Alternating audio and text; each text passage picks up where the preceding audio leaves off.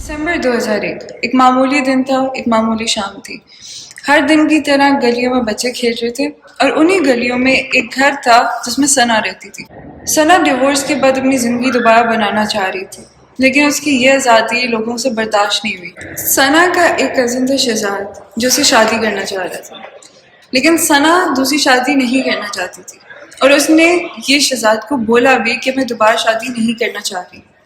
लेकिन शहजाद को ये रिजेक्शन कबूल नहीं हो रही थी. बस यही अल्फाज शहजाद से बर्दाश्त नहीं हुए सना के, और इस अल्फाज को, इस रिजेक्शन को वो एक इंसल्ट समझ के उसने सना को एक एसिड अटैक का विक्टिम बना दिया. अब हम बात करते हैं कि एसिड अटैक शुरू कहाँ से हुए थे. तो ये यूरोप से हुए थे.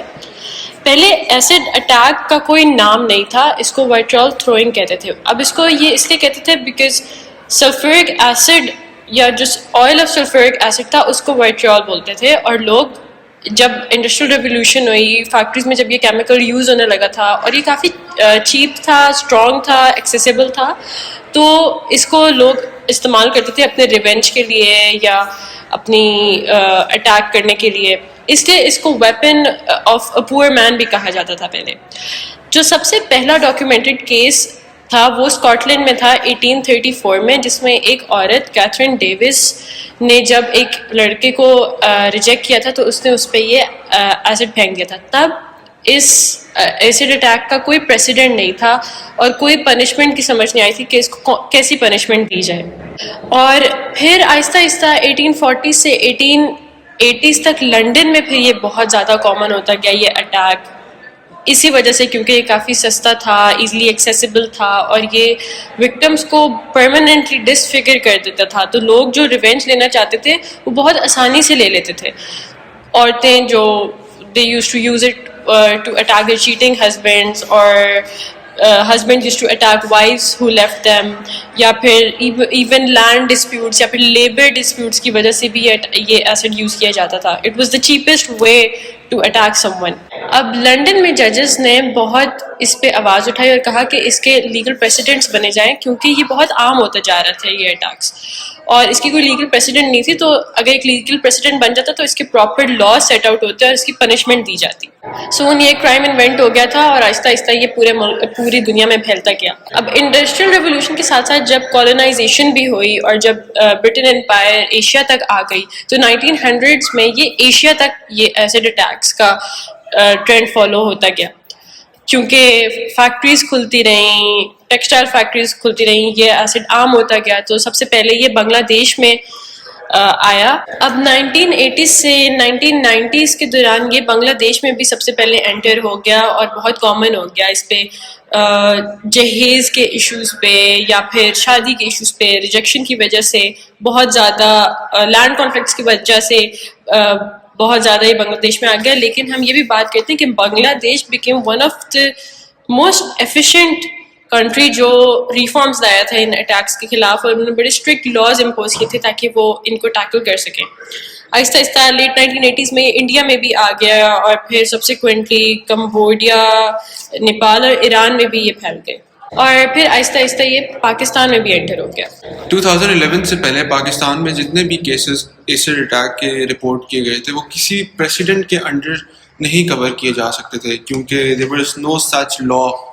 उनको जेनेरिक हर्ट की ही ज़ुमरे में लिया जाता था. और कुछ प्रेशर डेवलप हुआ जो कि global human rights activist, lawyers और जितने भी सर्वाइवर्स थे उनकी तरफ से, जिसकी वजह से पार्लियामेंट ने एक अमेंडमेंट लेके आए थे इन दी Pakistan penal code which was the act of 2011. और ये जो क्रिमिनल लॉ था ये सेक्शन 336A और 336B पे कंप्राइज करता है, जो hurt cause by corrosive substances और उसकी पनिशमेंट रिस्पेक्टिवली डील करते हैं. और इसकी रेगुलेशन भी सुप्रीम कोर्ट ऑर्डर 2012 से ही शुरू हो गई थी. अच्छा, एक चीज़ जो कि बहुत इम्पॉर्टेंट थी इस लॉ के अंदर, which was licensing of acid, क्योंकि बहुत सारी इंडस्ट्रीज़ में ये चीज़ यूज़ हो रही थी. तो just like any other harmful substances और आई वुड से थिंग्स, इसका भी लाइसेंस अलॉट किया जाता था और रेगुलेट किया जाता था bye a very renowned body اور اس کے ریکارڈز کو مینٹین کیا جاتا تھا مارکیٹس میں, اور اس کی ایک گریڈ کی بھی پرمیشن ریکوائرڈ ہوتی تھی کہ کس گریڈ کا ایسڈ سیل اینڈ پرچیز کیا جا سکتا ہے. بٹ اگین جو لا کی انفورسبلٹی ہے وہ انکنسسٹنٹ رہی initially, but it was able to deal with majority cases. I think اگر لائسنسنگ کی بات کی جائے تو ایز وی ڈسکس بفور کہ بنگلہ دیش کا one of the strictest framework ہے when it comes to acid attacks. تو انہوں نے بھی لائسنسنگ کی تھی اور رجسٹریشن کی تھی, اسٹرکٹ اسٹوریج سسٹم رکھے تھے, اور اس کا امپیکٹ یہ ہوا تھا کہ ایسڈ اٹیکس بنگلہ دیش میں اپ ٹو 70% ڈراپ ہو گئے تھے. تو I think that is actually a really great way to prevent acid attacks. Acid and fire attack prevention bill 2024 میں پاس ہوا, جو کہ ایسڈ اور برن اٹیکس کو روکنے کے لیے بنایا گیا.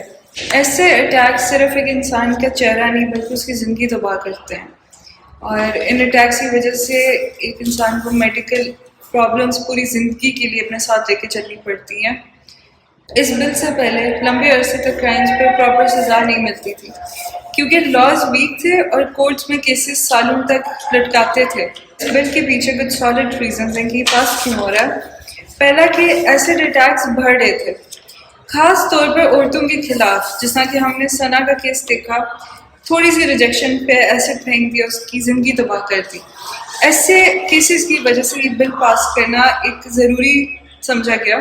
جیسا ہم نے پہلے بھی ذکر کیا کہ کورٹس میں کافی عرصے تک یہ کیسز کو ڈیلے کیا جا رہا تھا اور امیڈیٹ ایکشنز نہیں دیا جاتا ان پہ. I think just like rape cases, کافی وکٹمس اتنے ٹرامیٹائز ہوتے ہیں, دے ڈونٹ ایون شو اپ اور رپورٹ اپنے ساتھ جو بھی ان کے ساتھ انسیڈنٹس ہوتے ہیں, کیونکہ وہ ایک ایسی ٹراما میں ہوتے ہیں کہ وہ کسی سے ساتھ ملنا بھی پسند نہیں کرتے ہوں گے. تو یہ majority of the victims are not able to report کیونکہ وہ لا پروٹیکشن نہیں دیتا آپ کو, وہ سیکیورٹی اور وہ رسپانسبلٹی آپ کو فیل نہیں ہوتی بائی یور اون سسٹم.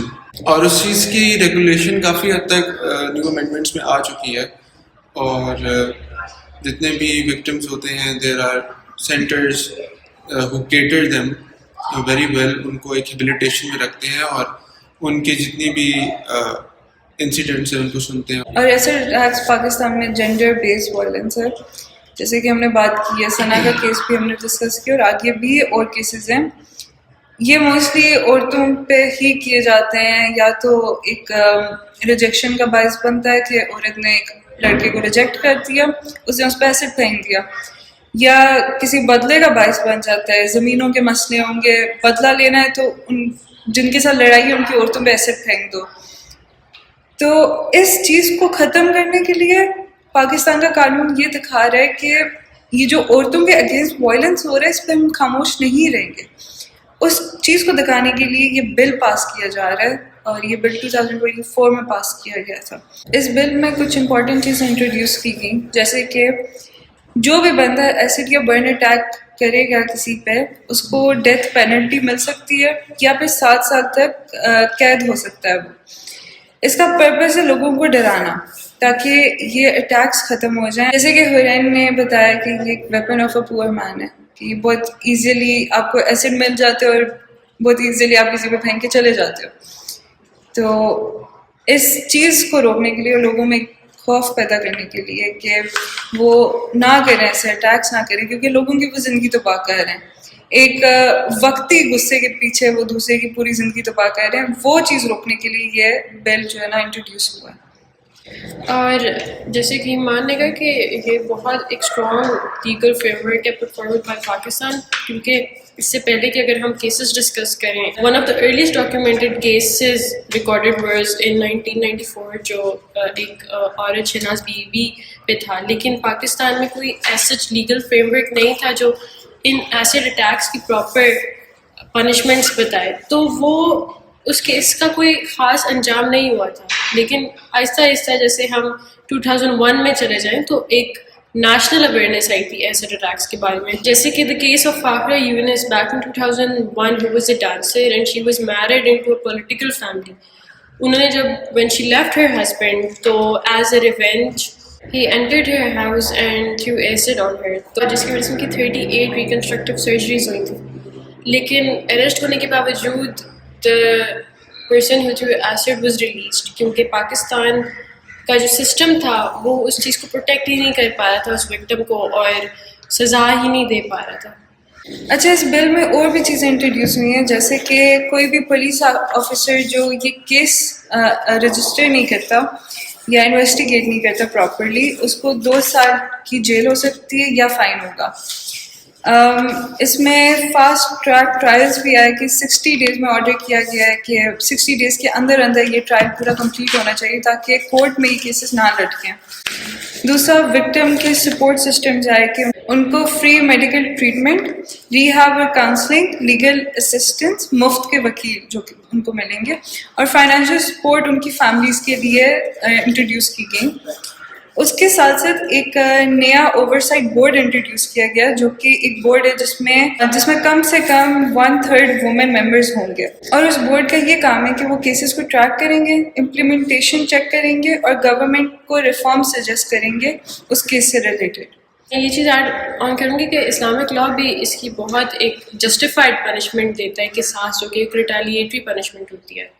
اور آگے ہم کیسز کی اگر بات کریں جو ارلی کیسز تھے before this legal frame work, جس سے ہمیں یہ بھی ریئلائز ہوتا ہے کہ کتنی ضرورت تھی for the 2024 bill to pass. جس کا ایک کیس تھا وچ واز اسٹیٹ ورسز محمد صدیق جو 2002 کا کیس تھا، جس میں اٹ واز ون آف دا پاکستان کی سب سے ہارش کنوکشنز ہوئی ہیں ایسڈ وائلنس پر، جس میں the attacker was given life imprisonment. And the court recognized that the acid is a weapon with intent to permanently disfigure. So I just hope کہ جو یہ پنشمنٹ ہیں وہ جسٹس دے سکے وکٹمس کو، بیکاز پرسنلی آئی تھنک کہ جو Islamic law ہے وہ بہت وکٹمس کو اس سینس میں پروٹیکٹ کرتا ہے تھرو قصاص and many other laws. It also includes state imposed harsh penalties and spreading terror, which is also mentioned in Surah Maida. And اس کے علاوہ دیت اور عرش which is the compensation in Islam, اس کے بھی کافی ساری اسسٹنس دی گئی ہے with the parallel system of legal framework Pakistan کا under the Sharia code of course. اس کا ایک اور ایگزامپل ایران کا ایک کیس تھا جس میں a woman demanded قصاص، اور انڈر شریعہ لا اس میں تھا کہ اس کی آئی ڈسفگر ہو گئی تھی ڈیو ٹو ایسڈ اٹیک، تو اس نے یہی کہا تھا کہ اس کو قصاص چاہیے. تو اس سے ہمیں یہ بھی پتہ چلتا ہے کہ victims they want justice and they want justice in a way کہ آئندہ کوئی ایسی حرکت نہ کرے. یہ کیس ہمیں ایک یہ چیز بھی بتاتا ہے کہ اسلامک لا بہت کو ریلیٹ کرتا ہے ٹو دیز کیسز اور بہت جسٹ پنشمنٹس آفر کرتا ہے تاکہ وکٹم کو ہر حال میں اس کو کمپنسیٹ کیا جائے اور جو دا پرسن دا اٹیکر اس کو جسٹیفائڈ پنشمنٹس ملے. اسی طرح ہم دیکھ سکتے ہیں ایک بشرا ظفر کا کیس جو کہ ثنا کے کیس سے تھوڑا سا ملتا جلتا تھا، کیونکہ بشرا 32 ایئرس کی تھی اور 2 بچوں کی ماں تھی، لیکن اس کیس میں اس کی ڈیورس نہیں ہوئی تھی. بشرا روز ڈومیسٹک وائلنس سفر کر رہی تھی اور وہ طلاق لینا چاہ رہی تھی اپنے میاں سے، لیکن ہر عورت کی طرح وہ اس چیز کو ڈیلے کر رہی تھی کہ میری سوسائٹی میں عزت کیا رہے گی اور میرے بچوں کا مستقبل کیا ہوگا آگے. لیکن ایک دن آیا جس نے اس نے ڈیسائیڈ کر لیا کہ میں طلاق لے لوں گی، اور اس نے اپنے میاں سے یہ بات کی اور اسے کہا کہ مجھے طلاق چاہیے. 2018 کی ایک رات تھی، بشرا سو رہی تھی اپنے کمرے میں. اس رات بشرا کا شوہر اور اس کا دیور اس کے کمرے میں آئے اور ان کے ہاتھ میں ایک بوتل تھی. اس بوتل میں ایسڈ تھا اور وہ ایسڈ انہوں نے اس کے چہرے پہ پھینک دیا. جب درد ہونے لگا اور بشرا کو جلن ہوئی تو اسے شور مچایا اور آس پاس کے جتنے بھی پڑوسی تھے وہ بھاگتے ہوئے آ گئے. بشرا کو وہ ہاسپٹل لے گئے اور ہاسپٹل میں اس کو گھنٹوں انتظار کروایا گیا. کوئی پراپر ٹریٹمنٹ نہیں مل رہی تھی اسے اور کافی ڈیلے ہو رہا تھا اس کی ٹریٹمنٹ کو. جب پولیس آئی تو انہوں نے انکار کر دیا FIR کٹوانے سے اور کہا کہ یہ گھر کا معاملہ ہے اور آپ لوگ صلح کر لیں. اسی طرح جب بشرا کو ہوش آیا تو اس نے ایک ہی سوال پوچھا کہ کیا انہیں سزا ملے گی، لیکن کسی کے پاس اس کا جواب نہیں تھا. اور جب فائنلی پولیس نے ایف آئی آر کاٹی تو کچھ ہفتوں کے لیے ہی جیل ہوئی دونوں کو، اور اس کے بعد بیل پہ اس کا شوہر اور دیور دونوں کو رہا کر دیا گیا. بشرا نے بعد میں ڈان نیوز میں انٹرویو دیا اور اس نے یہ کہا کہ میرا چہرہ جلا لیکن پولیس نے میری امید بھی جلا دی. بشرا کے پاس اتنے پیسے نہیں تھے کہ وہ اپنا مکمل علاج کروا سکے، اور جو این جی اوز اس کی مدد کر بھی رہی تھی وہ بھی اس کے لیے کافی نہیں تھی، کیونکہ اس کے صرف چہرے پہ زخم نہیں تھے، اس کی زندگی بھی ہی تباہ ہو چکی تھی، اور اس سچویشن میں اس کو کاؤنسلنگ کی ضرورت تھی. کورٹس کیس کھینچتے گئے، گواہ مکر گئے اور پروسیکیوشن نے انٹرسٹ کھونا شروع کر دیا، اور جن لوگوں نے بشرا کی زندگی برباد کی وہ اپنی نارمل زندگی میں واپس چلے گئے. بشرا کا کیس ایک سمبل بن گیا، اور اس لیے ایسڈ اور فائر اٹیک پریونشن بل 2024 اتنا ضروری ہے. اگر یہ لا اس وقت ہوتا تو بشرا کا کیس کچھ اور ہوتا. 2021 میں 2 اس طرح کے مزید کیسز رپورٹ کیے گئے تھے، ایک پشاور میں اور دوسرا بہاولپور میں. پشاور میں ایک فرینڈ شپ پرپوزل کو ریجیکٹ کیا گیا تھا، جس کی وجہ سے ایک مرد نے ایک عورت پہ ایسڈ پھینک دیا تھا اور کافی نقصان ہوا تھا. آن دی ادر ہینڈ بہاولپور میں ایک شوہر نے اپنی بیوی پہ ایسڈ پھینک دیا تھا اور اس کو بہت ٹارچر کیا تھا. اینڈ دس شوز کہ ہر طرح کے ریلیشن شپ میں کسی بھی سٹیج پہ ایک مرد جب کسی عورت پہ ایسڈ پھینکتا ہے یا اس کو ٹارچر کرتا ہے تو this law is going to protect these victims, اور ان کی سیکیورٹی اور سیفٹی کے لیے یہ لا بنایا گیا ہے اور اس کی امپلیمنٹیشن جاری ہے. اب جس ہم نے کیسز ڈسکس کیے ہیں، بشرا کا، ثنا کا اور کئی اور کیسز، اسی طرح نظر آتا ہے کہ اس بل کی کتنی ضرورت ہے ہمارے قانون میں. اسی طرح جیسے ثنا کے کیس میں اس آدمی نے یہ سوچ رکھتے ہوئے کہ اگر یہ میرے سے شادی نہیں کری تو میں اس کی کسی اور سے شادی نہیں ہونے دوں گا، اس پہ ایسے پھینکا. اسی طرح کئی اور کیسز ہیں پاکستان میں جو کہ رپورٹ نہیں ہوتے، جن پہ ایف آئی آرز نہیں کرتی، اور یہ چیز ہماری سوسائٹی میں دکھا رہی ہے کہ عورتیں یہاں پہ محفوظ نہیں ہیں. آئی تھنک عورتیں یا پھر مرد بھی جو اس چیز سے گزر رہے ہیں اور ایسڈ اٹیک کا وکٹم ہے، مرد بھی ایسڈ اٹیک کے وکٹمس ہوتے ہیں، اور صرف اسی ڈر سے لوگ کسی کو انکار نہیں کرنا چاہ رہے ہوتے کسی بات پہ، یا کسی سے کوئی لڑائی نہیں کرتے کہ وہ ان کی اتنی ہرٹ کہ ہم کسی کی ایگو اتنی ہرٹ نہ کر دیں کہ وہ ہماری زندگی تباہ کرنے پہ آ جائیں. کہ آپ کا اتنا چھوٹا سا ایکشن کسی کی پوری زندگی برباد کر سکتا ہے. Exactly. Alright guys, that was all for this episode of Suraras, so don't forget to subscribe.